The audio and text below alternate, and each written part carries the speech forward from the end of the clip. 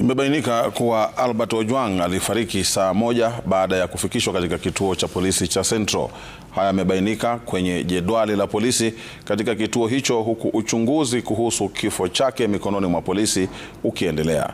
Ripoti ndani ya kituo hicho zikibainisha kuwa damu nyingi ilimwagika muda huo ambapo mshukiwa alikuwa amezuiliwa. Mwanahabari wetu Ode Francis anatuletea picha za pekee za ndani ya seli alikokuwa amezuiliwa marehemu.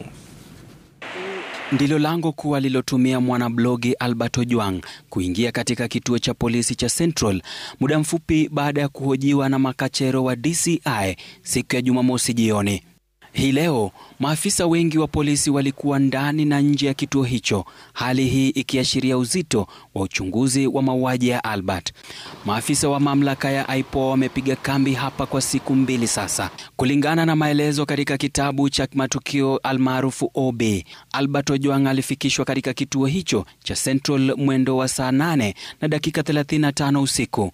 Ojwang akiwa mshukiwa wa 59 kufikishwa katika kituo hicho siku hiyo, na alikuwa amekamatwa kwa shtaka la kuchapisha taarifa za uongo.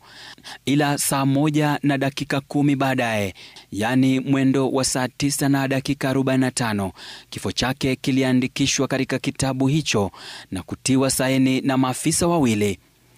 Wapelelezi katika kesi hii wanachunguza baadhi ya vitu vilivyopatikana katika eneo la tukio, vikiwemo viatu ambavyo vilikuwa na damu, vazi jeusi, fulana ya rangi nyekundu, chupa ya maji pamoja na kikombe.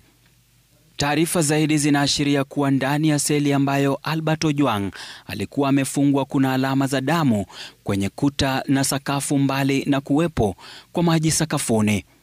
Inadaiwa kuwa Albert alikuwa peke yake katika seli iliyoko mwisho ya zingine katika kituo hicho.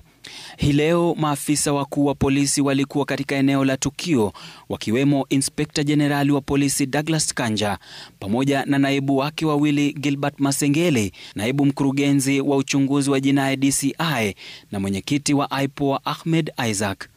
Huku hayo yakijiri, afisi ya mkurugenzi wa mashtaka ya umma imesema hakuna ushahidi wa kutosha ya kumfungulia mashtaka mwanablogi mwingine Kevin Moinde, ambaye pia alikamatwa na kuzuiliwa katika kituo cha polisi cha Kamukunji. Ode Francis, Runinga ya Citizen, Nairobi.